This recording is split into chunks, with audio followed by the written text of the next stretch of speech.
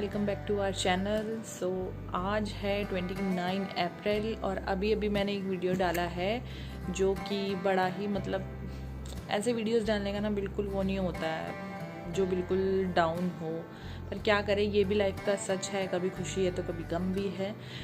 तो अभी शाम के बज रहे हैं 4:30।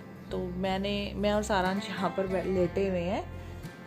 सारांश को आज थर्ड डे है फीवर का, तो दवाइयाँ इसकी चल रही है कंटिन्यू। बस ये है कि थोड़ी टेंशन हो गई थी कि इसका फीवर क्यों नहीं उतर रहा है, क्योंकि इसको हर 6 घंटे में तुरंत से फीवर चढ़ जा रहा था। दवाइयाँ दे रहे थे उसके बावजूद चढ़ जा रहा था, और डॉक्टर्स भी बोलते ही हैं कि 3 दिन पूरा तो भाई वायरल रहता ही है। अब वायरल अब ऐसा है ना यार आजकल की सिर्फ एक चीज़ हो तो उसका वो कर लो। अब इतनी सारी चीज़ें चल रही हैं, उसमें एक आप सबको पता ही है, बाहर जाके भी ऐसा लगता है ना, ज़रा सा आंगन तक चले जाओ ऐसा लगता है कि पता नहीं क्या हो जाएगा। बिना मास्क के अगर हम आंगन तक चले गए तो कुछ भी हो सकता है। अब बच्चे के साथ तो हमें और ज़्यादा सतर्क रहना पड़ता है। जिस घर में बुज़ुर्ग रहते हैं, बच्चे रहते हैं, उस घर में तो भाई ज़्यादा ही संभल के चलना पड़ता है हर एक चीज़ के लिए। तो हमारे साथ यही हो रहा है कि जैसे भी मैं या इसके पापा मेरे हस्बैंड बाहर जाते हैं, तो वैसे ये भी पीछे पीछे आ जाता है, क्योंकि बच्चा अंदर भी अकेले भी क्या करेगा। तो यही होता है, जब वो जाते हैं किसी काम से तो मैं इसके साथ उतने टाइम बैठी रहती हूँ, और जब मैं कहीं काम से जाती हूँ, जैसे झाड़ू वाड़ू लगाना है बाहर या पीछे कुछ काम करना है, तो वो इसके साथ रहते हैं। क्योंकि आजकल लॉकडाउन है तो 2-3 दिन से वो ऑफिस भी नहीं गए हैं, क्योंकि भाई इतने केसेस आ रहे हैं कि अपनी जान बचानी भी बहुत मुश्किल हो रही है। भगवान जाने क्या होगा। पर अभी फ़िलहाल ये कि आज थर्ड डे है इसके वायरल को, दवाइयाँ पूरी चल रही हैं, फीवर चढ़ रहा है। पर यह है कि अब धीरे धीरे हमें संभालना भी आ जाता है कि फीवर अगर इससे ज़्यादा जा रहा है तो हमें क्या करना है। जैसे उस दिन उन्होंने फ़ोन पे बताया था कि अगर फीवर 101 या 102 हो जाए तो स्पंज करना है, बच्चे को स्पंज करना है। तो पहले मैं नहीं करती थी डर के मारे कि कहीं जुकाम वगैरह और ना लग जाए। तो अभी क्योंकि फ़िलहाल इसको फीवर ही आ रहा था, कफ कोल्ड और डायरिया वगैरह का ऐसा कुछ नहीं था, तो इसलिए मैं थोड़ा शांत थी। पर मुझे ऐसा लग रहा था स्पंज करके या पट्टी रख के गीले से कहीं इसको जुकाम वगैरह ना लग जाए, पर रखनी पड़ी मजबूरन। क्या करूँ, फीवर उतारने के लिए दवाई भी दी हुई थी। दवाई भी आजकल 2-2.5 घंटे में फीवर उतार रही है। पहले ऐसा होता था आधे पौने घंटे तक असर दिख जाता था, पर अभी ऐसा हो रहा है 2-3 दिन से बहुत लेट उतर रहा है फीवर। तो समझ सकते हो आप सब भी कि कितना खतरनाक माहौल चल रहा है। बस यही है, बचाव करो हर जगह से। तो ये है सारांश बच्चा, कैसे हो? ब्रेड बटर खाना है? चाय भी।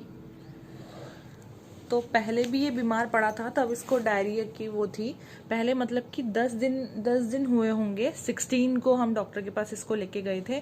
तो उस टाइम पे इसको वॉमिटिंग और वो थी, लूज मोशन थे। तो वहाँ गए, फिर 3-4 दिन की उन्होंने मेडिसिन दी थी, उससे ये ठीक हो गया था। तो 3-4 दिन बाद ये 26-27 में फिर बीमार पड़ गया। तो मुझे यही समझ में नहीं आया कि एकदम से फिर से बीमार क्यों पड़ा है, क्योंकि डॉक्टर को दिखा दिया था, मेडिसिन खा रहे थे। 4-5 दिन इसने पूरी मेडिसिन भी खिलाई है मैंने इसको। और ना ही ऐसा भी नहीं है कि बाहर का कुछ खाया हो या कुछ उटपटांग खा लिया हो या कहीं घूमने गए हों तो हो गया है, गर्मी लग गई, ठंड लग गई, ऐसा भी कुछ नहीं है। पूरा घर में था। अब पता नहीं क्यों हो रहा है, क्या हो रहा है, इसके आंसर तो हमें किसी को पता नहीं है भाई। बच्चे को कब क्या हो जाता है भगवान ही जाने कि क्यों होता है, घर में रह के भी क्यों बीमार पड़ जाते हैं बच्चे। पर ये कि संभाल करनी ज़रूरी है भाई। दवाई टाइम टाइम पे दे रही हूँ और खाना खिलाने की कोशिश कर रही हूँ, ज़बरदस्ती नहीं करती हूँ। बस ये है कि थोड़ा कर लेती हूँ, क्योंकि दवाई भी खानी है। अब 4-5 दिन अब दवाई खाओगे तो आपको अंदर बॉडी को चाहिए खड़े होने के लिए। तो नहीं खा रहा है वो खाना, बहुत मुश्किल से एक आधी रोटी खा रहा है, और या तो वो चाय पी रहा है। चाय भी चाय ऐसी नहीं कि बड़ों वाली चाय। डॉक्टर ने बोला है कि दूध बिल्कुल प्योर मिल्क नहीं देना है, मिक्स करके देना है, थोड़ी सी अदरक वाली चाय, बाकी थोड़ा सा मिल्क। तो वही मैं करके दे रही हूँ। और साथ में ब्राउन ब्रेड वगैरह या जो रस होते हैं ना, सूजी के रस, वो खिला देती हूँ, तो उससे थोड़ा सा सहारा हो जाता है। अब मैं जा रही हूँ किचन में इसके लिए बनाती हूँ, क्योंकि दिन में इसने कुछ नहीं खाया। मैंने इसके लिए खिचड़ी बनाई थी, वो इसने नहीं खाई, क्योंकि वो थोड़ी मैंने कम नमक की बनाई थी, तो उसको टेस्ट नहीं आ रहा होगा, तो उसने छोड़ दी। तो बस मैं तो मैं आ गई हूँ किचन में शाम की चाय बनाने के लिए। तो अदरक वाली चाय बना रही हूँ मैं, ताकि हम भी ठीक रहें, क्योंकि बच्चे के साथ साथ ज़रूरी है कि मैं भी बिल्कुल फ़िट रहूँ, तभी तो मैं उसका ख्याल रख पाऊँगी। इसलिए अदरक अभी फिर से लिया मैंने, बीच में मैंने बंद कर दिया था, फिर से मैंने लेना शुरू कर दिया है, ताकि चाय वाय में डाल सके, क्योंकि वो भी काफ़ी बेनिफिशियल होता है हेल्थ के लिए। तो यहाँ पर मैं उसको थोड़ा सा दूध मिक्स करके दूँगी, क्योंकि अभी प्रॉपर दूध नहीं दे सकते हैं, डायरिया होने का डर है। मैं नहीं चाहती थी कि फ़ीवर के साथ साथ और भी चीज़ें हो जाए, क्योंकि फ़ीवर बिल्कुल मतलब बदन निचोड़ देता है, तो उसमें ना एनर्जी रहती है ना कुछ, और ऊपर से डायरिया वगैरह भी हो गया तो और दिक्कत हो जाएगी। तो यहाँ पर मैं ये कुकर खाली कर रही हूँ। दिन में खिचड़ी बनाई थी उसके लिए मैंने, क्योंकि भाई ऐसा है, खाली पेट भी बच्चा कैसे रहेगा, है ना, बहुत दया सी आती है, इसलिए मैं कुछ ना कुछ बनाती रहती हूँ लाइट लाइट की वो खा ले। पर उसने नहीं खाई, क्योंकि मन नहीं करता है, बुखार में टेस्ट भी ख़राब होता है मुंह का, और बच्चे की अपनी मर्ज़ी है।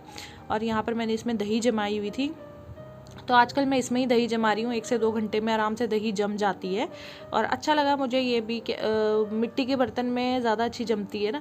तो मैंने ये लिया, तो मैंने किसी और काम के लिए था, पर यहाँ ये इस काम में ले रही हूँ मैं इसको, दही वगैरह जमाने में। तो इसको मैं रखती हूँ फ्रिज में, क्योंकि मैं आजकल दिन में ही दही जमा रही हूँ। जैसे लंच होता है ना, तो उस टाइम पे जमा देती हूँ, फिर शाम को जब चाय बनाने जाती हूँ तो उस टाइम तक जम जाती है।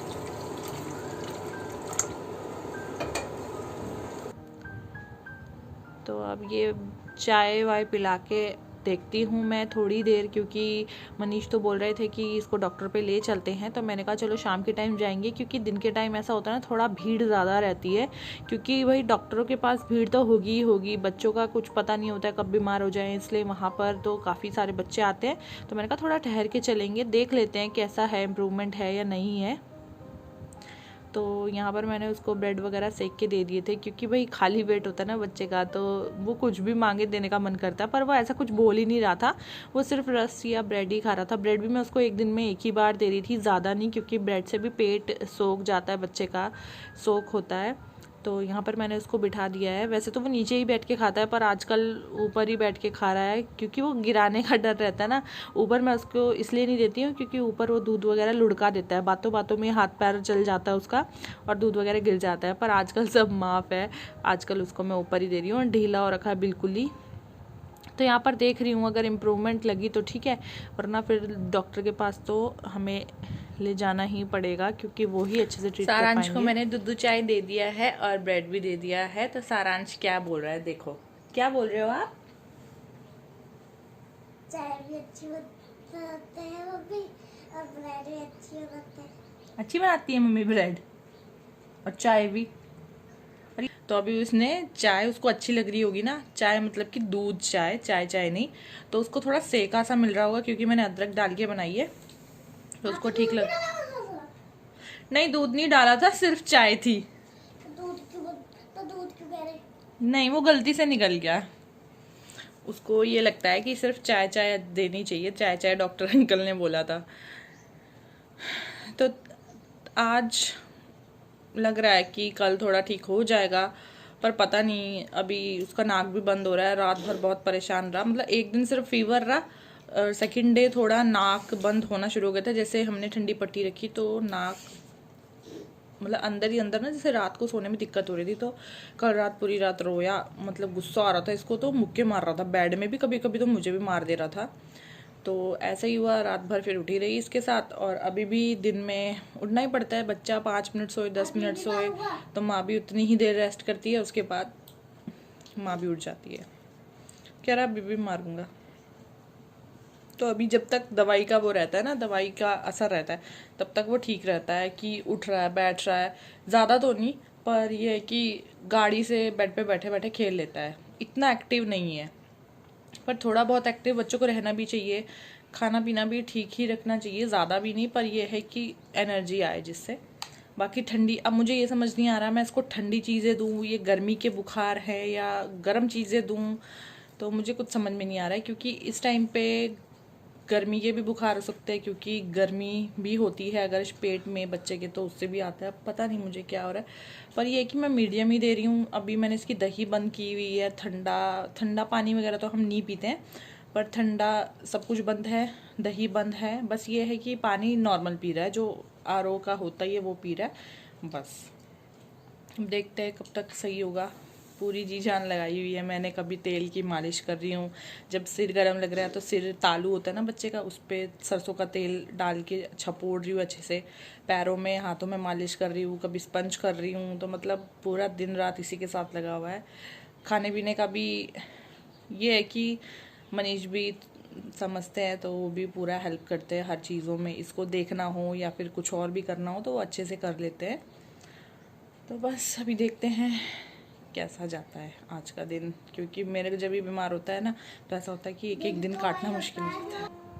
तो 1-1.5 घंटे बाद सारांश फिर से गर्म होने लग गया था, तो उसके पापा नहीं माने, उन्होंने बोला चलते हैं डॉक्टर पे। तो शाम के टाइम पर 6:30 बजे करीब हम लोग जा रहे थे। लॉकडाउन स्टार्ट हो गया था, बहुत मतलब खाली खाली सड़कें थी, पर डॉक्टर की दुकान बिल्कुल भरी हुई थी जैसे हमने सोचा ही था। मतलब बच्चे इतने बीमार हो रहे हैं, बस मैं ये मानती हूँ कि बच्चे सही रहने चाहिए, उन्हीं के पीछे सब कुछ है। तो जब हम डॉक्टर को दिखा लाए थे तो डॉक्टर ने बोला कि सारांश को टॉन्सिल की प्रॉब्लम है, उसके टॉन्सिल बड़े हुए हैं, जब तक वो ठीक नहीं होंगे तब तक पूरा रिकवर नहीं कर पाएगा। तो 8-10 दिन की दवाई उन्होंने दी है, अब अच्छे से ठीक हो जाए तब मिलूँगी।